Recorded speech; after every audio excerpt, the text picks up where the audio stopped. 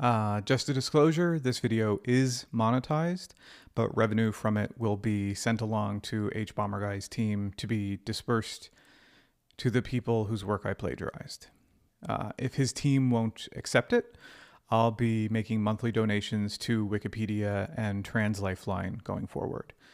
You may have also noticed that a few of my past videos have gone up on the channel again, and revenue from those as well will also be sent along with the revenue from this video. Over the last couple of months, I've been getting in touch with the people who I plagiarized to apologize one-on-one instead of a mass apology. It's a bit difficult because many of them don't have public email addresses, so I'm still working on it, but it is a top priority of mine. I've heard back from a few of them, and they were actually incredibly nice, accepting my apology and just imploring me to do better in the future. So I want to thank them publicly for that. There's plenty that I haven't heard back from, and I completely understand that. In many cases, I wouldn't want to talk to me either. I also want to apologize to my audience, though. You trusted me to be a good representative of the queer community, and I was not that. I tried to be. I tried to be a voice for every member of the queer community, but that was a failed endeavor before it even started. I'm a cis white gay man. No matter how much I try to be a good spokesperson, I can never really truly understand the life experiences of other, far more put upon members of the queer community. This is one of the reasons that I would use their own words, but I should have made it very clear that that's what I was doing. I never, ever thought that I was the only voice out there, as some have said, but being a cis white man, I thought I might be able to win over some people who wouldn't otherwise listen, unless it was someone who looks and sounds just like them. And so I tried speaking for everyone. And this was a horrible mistake. What I thought was being inclusive ended up leading to a lot of people feeling left out and even offended. This fell upon Nick as well, as a non-binary person on the ace spectrum. They wanted to include asexuality and non-binary representation in our videos, but because Nick's experience is not universal, there is no universal experience, people felt that we were delegitimizing their own experiences because we focused on Nick's, and I apologize for that, and I'm sure that Nick does as well. I'd also like to extend a personal apology to Jesse Earl, better known as Jesse Gender. Out of everyone that I spoke to who was also a YouTuber, Jesse was by far the kindest person. I think Jesse might be one of the kindest people I've ever met or ever encountered. We never actually met in person. Because of my hot-headedness, I drew her into just this anger spiral of mine that was unwarranted and absolutely ruined a possible friendship. Jessie was actually doing her best to kind of mitigate my frustration and everything and at that moment, and I just wasn't allowing her to do that, and I really, truly, honestly want to apologize to her for that. Again, if you ever get the chance to speak with Jessie one-on-one, or if you have gotten the chance, you'll know just how nice she is and how kind. And I was a real asshole for dragging her into my reactionary, unwarranted frustration. We haven't spoke since all of that happened. But Jesse, if you are watching this video, I do want you to know that I am honestly sorry for that. I hope, truly, honestly, I hope everything goes as well as possible for you because you deserve all of it. There was a misunderstanding between Jesse and I after that happened that I do want to clear up, where someone who at least claimed to be a fan of Jesse's, did an internet and threatened to kill me, which is, being a person on the internet, death threats are unfortunately not uncommon. At the time, though, I was in a very panicked state, and so I did report it to the police. I did not report Jesse to the police, which is the misunderstanding that people came away with. I did not report Jesse to the police. I would have no reason to do that. And it did end up that this person had a prior record with the police of violent acts, and they actually lived quite near me. So the police took it very seriously. They took it so seriously that they implored me not to speak to Jesse, which I took their advice on, which I shouldn't have, honestly. I should have at least clarified to Jesse what was going on and not just left her hanging. And so I want to, again, apologize to Jesse for that. But in that state, I listened to the police, which is, maybe not the best decision all the time, because the cops don't usually have the best interests of people at heart. So, Jesse, I want to apologize for that and everything else that happened. Completely understand why you would not want to speak to me ever again, but I just want you to know that I am sorry. But now back on the original topic, the work Nick and I were doing on the channel, we wanted it to be, for everyone. We wanted it to be a channel where every queer person could feel welcomed, and we failed at that. That is something that in hindsight, I think is impossible to create, and that's why it's important for there to be many different queer voices in spaces like YouTube, and there are.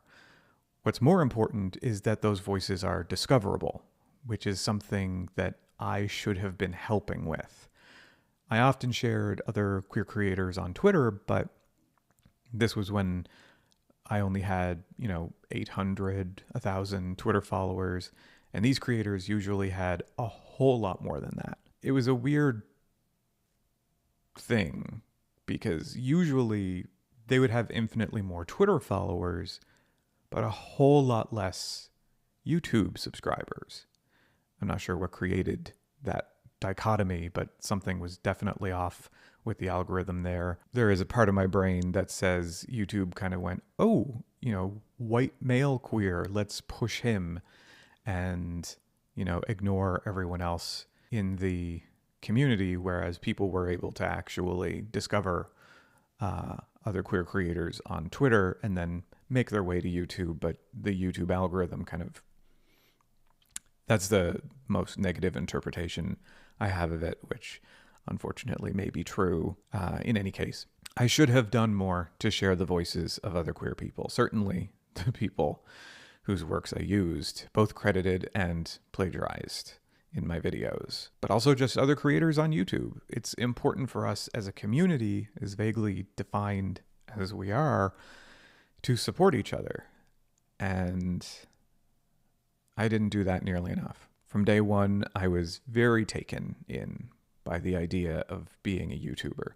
As soon as my videos started to get recommended by the algorithm, after not releasing a new video for like 2 years, I felt like I had a short period of time to get the next videos out as soon as possible, which is why so little work was put into the writing of them, and so much was taken from other places, plagiarized. Early on, I thought crediting authors in the opening credits alone was enough, especially since the videos weren't monetized early on.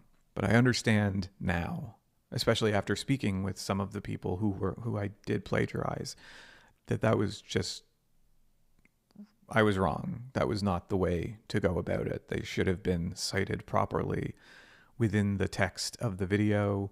They should have been called out in the video at least once verbally, as well as, having citations on screen.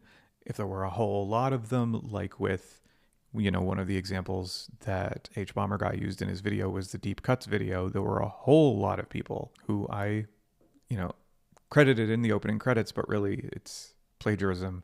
They should have been cited on screen with actual citations of, links where you can find this stuff. Maybe there should have even been a bibliography that you could have gone to, like on a Google Drive or something like that. Because, although I might have stated that the scripts were based upon the work of these authors, it, in many cases, wasn't just based on their work. It was their work, word for word. In some cases, I did get permission, like with the Evil Queens Disney video. I'll put the email up on the screen that I got from Sean Griffin, where he did give me permission to publish the video. I sent the finished video to him, and he watched it and he gave me permission. But in most cases, I didn't get permission and thought that just putting the author's name in the opening credits was enough. I was much more interested in the production of the videos than the writing of them at this point. So after 3 or 4 videos, I brought Nick on as a main writer for the channel. The idea is that they would write the vast majority of the scripts. I would film, voice, and edit the videos, and we'd split the money that came in. We were roommates at the time, and Nick didn't have a job, so I figured it would help both of us. This is actually when we had some of our biggest videos, like the ones talking about Wiccan and Hulkling, where we lucked out because it came out right in time for WandaVision to hit. And then the Killing Stalking video, which became our biggest video by far. The Sadism of Class was another one. These videos weren't plagiarized, and we loved making them. It didn't take long for the channel income to start growing. Lucky timing, really, because this was around the same time that I was laid off, since the company that I was working for downsized once COVID hit its second year.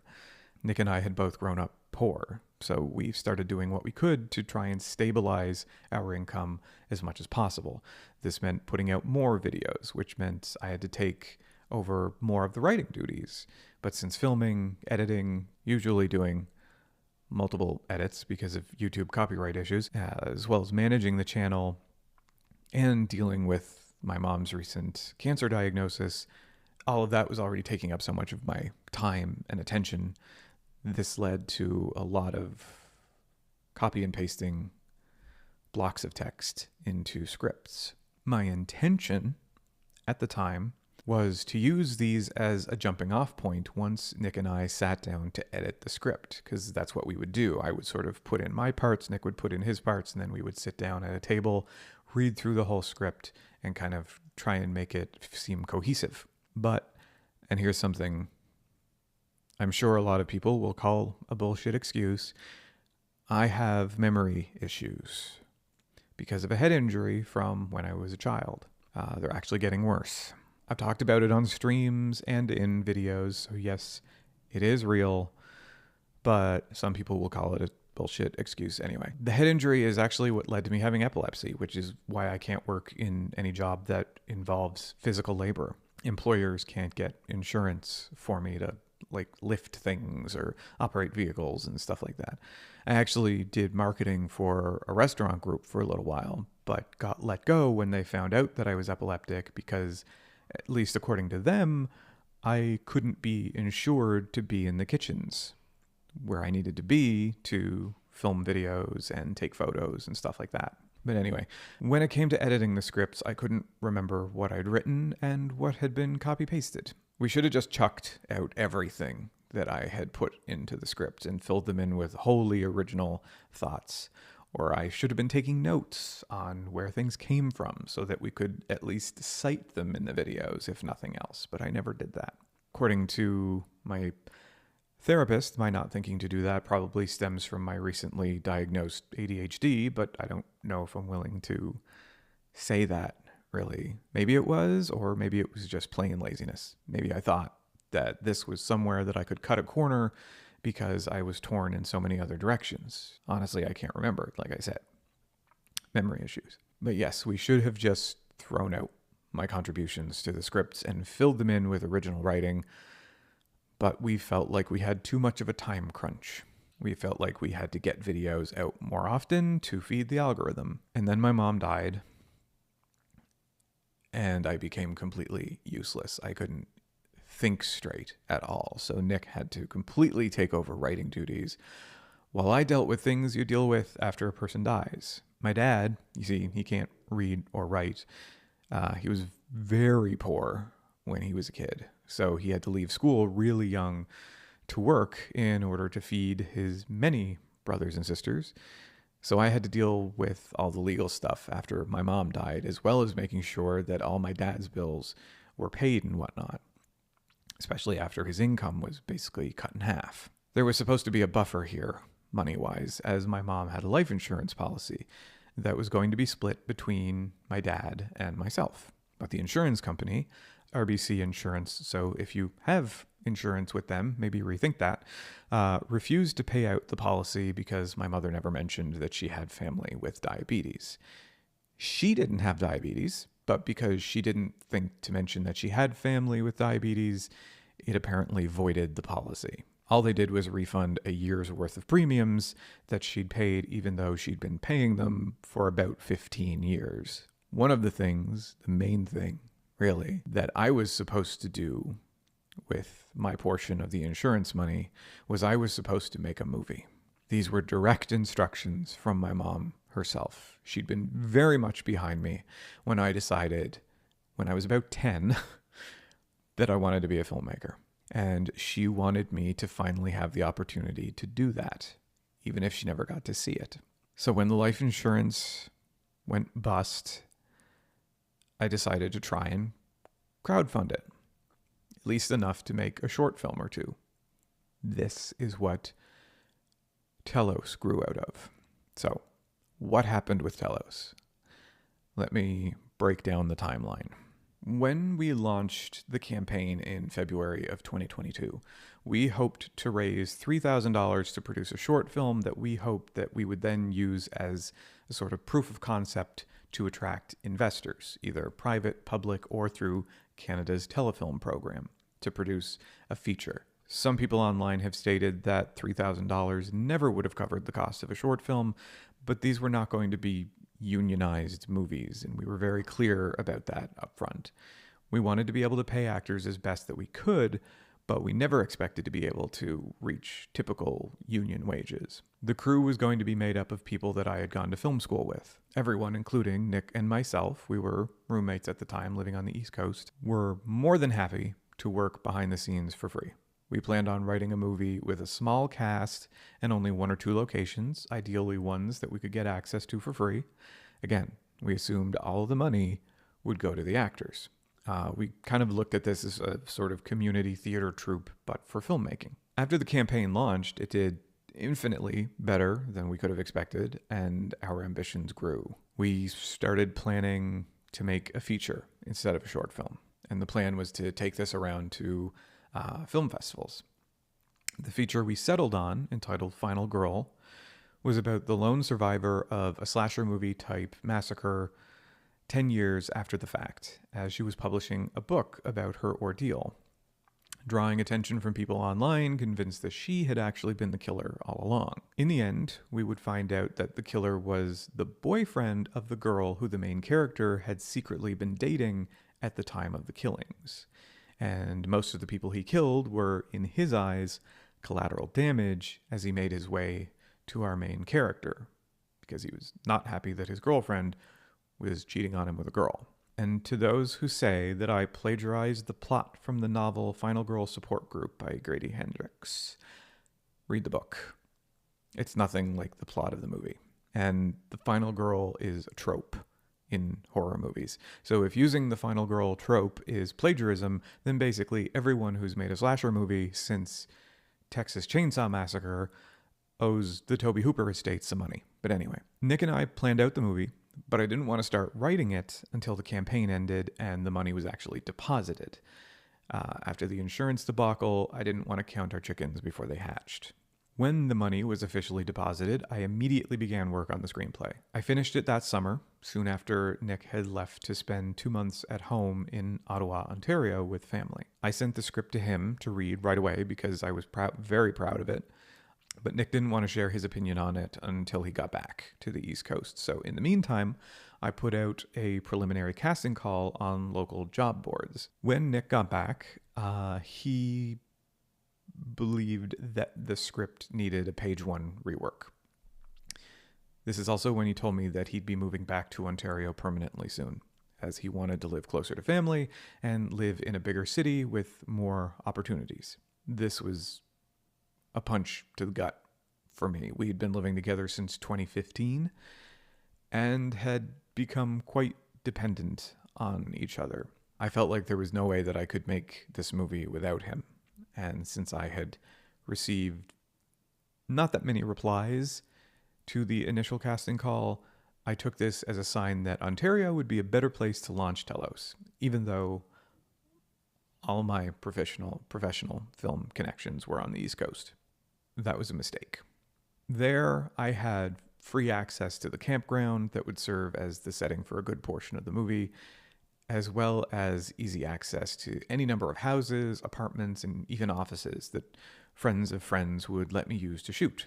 In Ontario, I had none of that, which immediately put the brakes on Final Girl, since there was no conceivable way of filming it, at least not within the budget that we had. After Nick and I moved to the Toronto area, he decided that he actually wanted to move home to Ottawa, to the Ottawa area, about 5 hours away, at least for a little while. In the meantime, he would take a train to the GTA, the Greater Toronto Area, once a month to work on YouTube videos for a few days and then head back.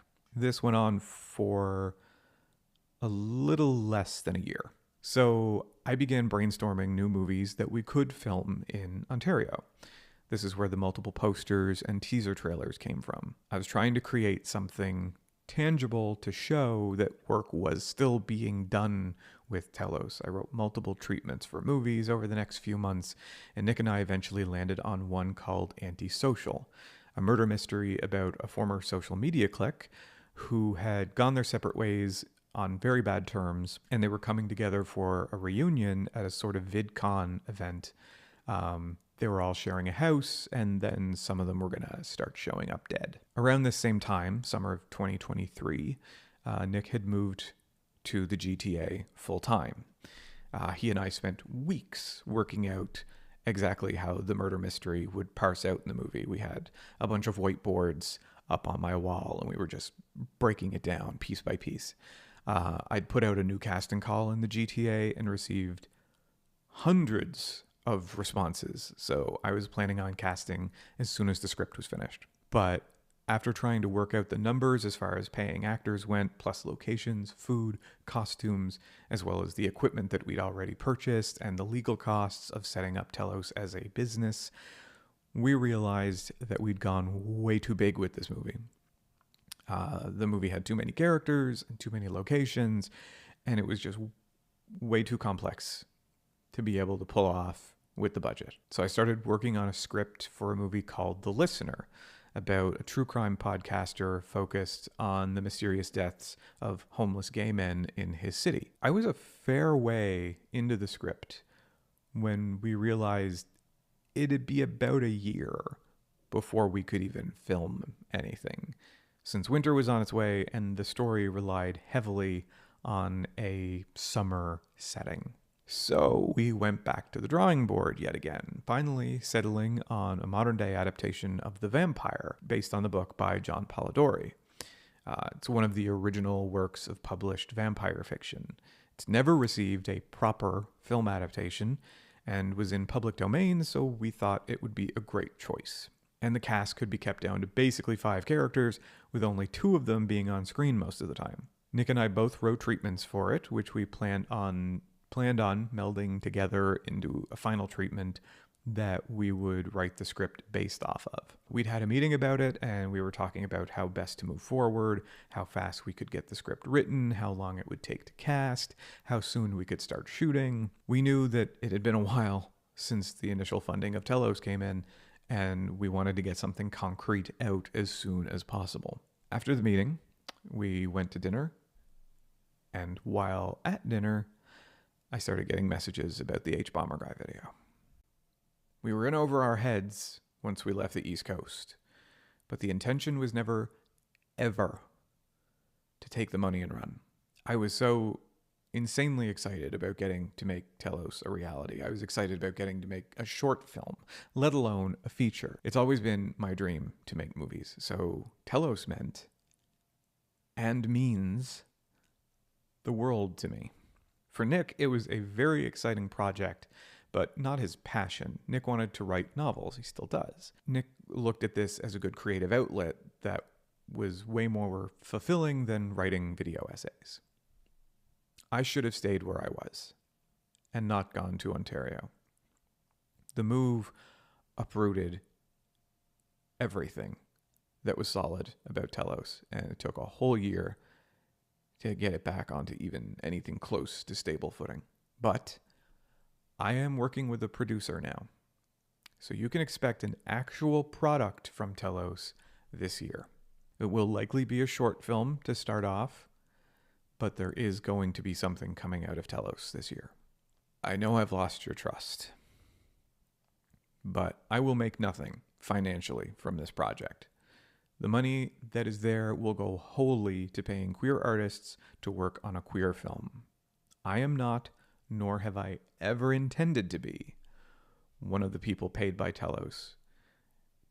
Neither was Nick. We made this very clear to everyone who asked. During our work on Telos is also when the YouTube channel started getting sponsors, which, as I said, as someone who grew up poor, I basically accepted all of them, except for a few that I didn't think lined up with the message of the channel or had some bad news surrounding them. There were a couple that had some anti-trans stuff going on in the news, and I just didn't want to associate with that. But by accepting as many sponsors as we did, which became very important when Nick and I started living apart and suddenly had 2 rents to pay, we ended up needing to produce even more videos, which, along with the work on Telos and making sure everything was okay with my dad while living thousands of kilometers away, meant I had even less time for writing, putting more stress on Nick and leading to even more copy pasting from me. That's what led to us putting out, I think, 6 videos in 1 month at one point. It might have been 5. But in any case, it was way too damn many videos to go out in 1 month. We tried to take the summer off from YouTube in 2023 to work on Telos exclusively, but even that went up in smoke because my housing situation just... I won't go into it here. I've talked about it ad nauseum on streams and stuff. If you followed me on social media, you know the clusterfuck I ended up in that led to me moving twice in 2 months. In the last couple of months, I've received a lot of emails, as you can imagine, many from people who were rightfully let down. Some from people threatening everything from doxing to violence because of the internet. Some with the kindest words of support I've ever heard, and others simply asking why I made it so difficult to contact me and if I was okay. They wanted to know why, as they put it, I nuked my social media presence. To be frank, it's because I didn't want to exist anymore. If you watched my honestly horrendous apology video back in December, you know I tried to make that happen. The not existing thing. But it was more intense than taking too many pills. It's not that I didn't want to be alive anymore. It's that I wished I'd never existed at all. That everyone I'd ever known would be better off had I just never been there. Very George Bailey, which is fitting, given that it was Christmas time. It's only thanks to some very, very dedicated doctors and nurses and one very good friend that I'm even here able to film this right now. I'm not going to name her because I don't want to expose anyone else to the small but seriously unstable group of people who watched the plagiarism in YouTube video and thought, well, he should be dead. Like I said, it was a very small group, but when they find out your address, and some of them are actually in your city, they can be terrifying. And they did find my address. And at least a couple of them showed up while I was at the hospital. My neighbors did report them to the police. And I won't go into any more details than that. I'm not sure if I legally even can, but there's a reason I left Ontario within a week of getting the okay to do so from the doctors. So what's next then? Like I said, you'll notice that a few of my videos are live again on the channel. These ones don't come from plagiarized content, and for the most part are written entirely by Nick. Nick lost 3 years worth of work when everything on the channel was taken down. And that's simply not fair to Nick. He worked hard writing those videos and deserves to have something to point to when he's looking for new writing work. I've also done some heavy editing on other videos that did contain other people's writing, breaking it down to only original content, again, so that Nick has an actual portfolio of work. As mentioned at the beginning of the video, revenue from these will be going to the H Bomber Guy team to be sent out to the writers I plagiarized from or donated to charity. However it works out in the end. These edited videos will be going back up on the channel in the next few days, I think, along with 2 completed video essays that we didn't actually get to release before everything happened. There's also some recent videos that didn't have any plagiarism that the sponsor asked to be taken down and their ads removed. So they'll also be going back up without the sponsors, obviously. And soon I will be releasing a new video written entirely by me, properly cited, with all sources credited. Maybe no one will watch it, but I hope you do. I want to prove that I have the ability to do this without abusing other people's work. It's a very different kind of video than I used to make, though. I'd say it's more of a documentary than a video essay. You won't find my opinions anywhere in there, just cited facts. I'd like to keep making videos like these new ones about people and events in gay history and definitive gay movies that you maybe never heard of. Stuff like that. It's actually something that I planned on doing this year anyway. There would be 2 videos a month. Nick would write a video essay and I would write one of these documentary style videos that would fulfill the 2 videos per month sponsorship deal that we had at the time. I have no sponsors now, so probably not going to be 2 videos a month. It'll probably just be the one, which will give more time for research and citation and crediting and making sure that there is no misinformation in the videos, which I know that misinformation made its way into our past videos. That was not something that we intended. In some cases, it was information that I was told by people that I considered experts.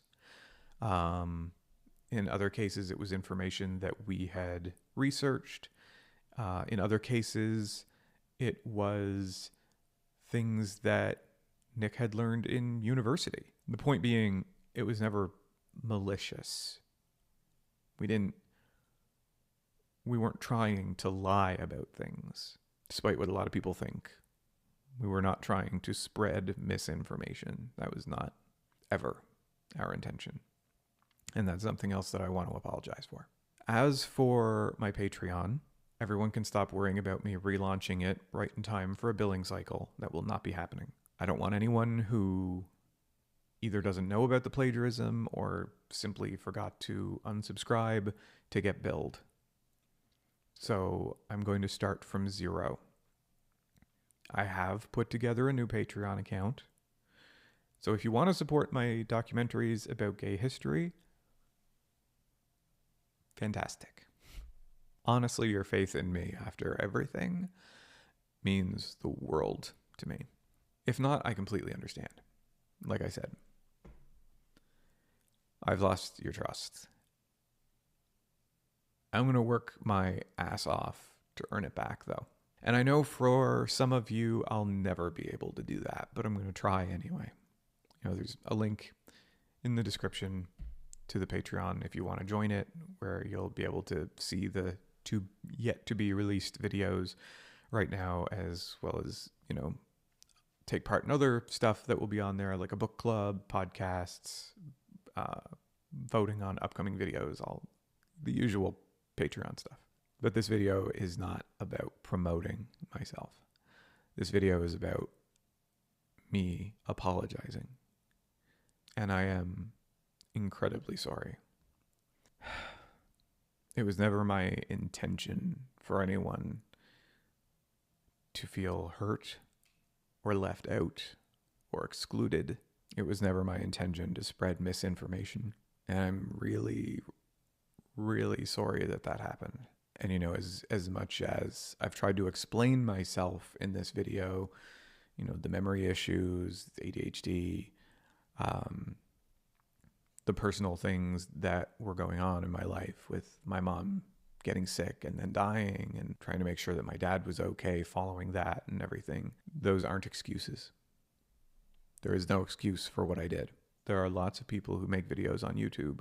There are lots of people who make podcasts, TV shows, movies, documentaries, who have shit going on in their lives that's very stressful. And they don't plagiarize people's work. There is no excuse for what I did. For everything that happened, whether it be with my mom or the memory issues, there was something I could have done to mitigate that. There's nothing I could have done about my mom getting cancer. But knowing my patrons, as I did, in hindsight, I'm pretty damn sure that if I had said, guys, I need to step away for a couple of months to deal with this, I don't think a whole lot of people would have fled the Patreon. A part of me thought they would at the time because I catastrophize, but I really don't think that would have happened. Even in the very beginning, when I was like, oh, I got to get as many videos out as possible, if I had said to those people who subscribed to the channel early on, you know, for the next video, I want to make sure that it's fully correct and I want to make sure that, you know, it's as high quality as it can possibly be, I don't think anyone would have, you know, unsubscribed or not watched the next video because it didn't come out a couple of weeks after the algorithm decided that I was important for some reason. I convinced myself of these things, but I don't think, in hindsight, looking at it, I don't think any of that would have happened. And so there is no excuse for the misinformation, and there is certainly no excuse for the plagiarism. I fucked up bad. I stole people's words and thoughts and opinions that they worked incredibly hard writing and publishing and finding someone to publish their thoughts and opinions and research, hard research that they had done. And, you know, in some cases, I put their names in the opening credits, which I thought was fine. But like I said, I've spoken with some of these people now, and I understand why that was not okay. Because putting someone's name in the opening credits, you know, okay, here's a list of people. Here's, you know, 7 or 8 people who are, even if it was, you know, everyone, even if it wasn't, you know, taking giant chunks of their work, paragraphs at a time, even if it was just a sentence here or there, putting their name in the opening credits doesn't tell anyone where their work is in the video. Nobody can say, oh, I really liked that opinion, or wow, that's a really, you know, smart observation. I want to read more from this person. And then, you know, to find something you found interesting, you have to go play detective. And so, yes, just putting their name in the opening credits was wrong. I thought it was cool and, you know, cinematic, but it was wrong. Citations should have been done properly. There should never have been just chunks of text being put into videos. There were times, like with the Queer History of Hollywood videos that I released this past spring, they were based directly on The Celluloid Closet by Vito Russo, the book, not the documentary. I expanded on it quite a bit, but it was based directly on Vito's work, and I credited him in the opening credits. And I thought it was okay to just do that because the book was out of print and Vito had passed away unfortunately, from HIV complications due to HIV and AIDS. And I looked at it more as extending his legacy, making sure that people knew about the work that he did. But I don't think I ever mentioned his name in those videos. He was, like I said, his name's in the opening credits, but I don't think I ever verbally mentioned his name. Someone who I have so much respect for, who's kind of an idol of mine, and I never mentioned his name. It wasn't because I didn't respect him or anything like that. And it also wasn't because I wanted people to think that this was all me. Again, if that was the case, I wouldn't have put his name in the credits. I never wanted people to think that this was all me. So that's actually one of the videos I want to make. I want to make a documentary style video talking about Vito Russo and his life and everything that he accomplished, because he didn't just write The Celluloid Closet. He did a lot more than that. He's someone that people should know about. Obviously, people can research him. There's books about him. But I know, it's easier to sit down and watch a 20 or 30-minute YouTube video than it is to read a book. I would like to make a video about Vito Russo, properly cited and not just, copy-pasted from a book. I want to do the work. I want to prove, not just to you, but to myself, that I can do the work. And that's why I've started making these documentaries, working on these. I can't really put into words how sorry I am. I've tried writing like a blog entry to say that I was sorry for about 2 months now. And I can't get across how sorry I am. And I know actions speak way louder than words. And I hope with my actions that I can show you that I am sorry. I'm sorry to everyone I plagiarized. I'm sorry to everyone I've hurt. I'm sorry to people who feel lied to. I'm sorry to people who feel like I abused the queer community. It was never my intention.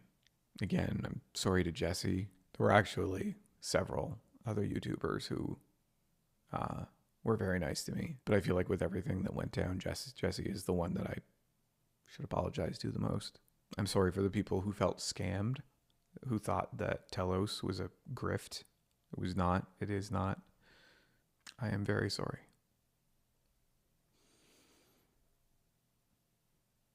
And I hope, given time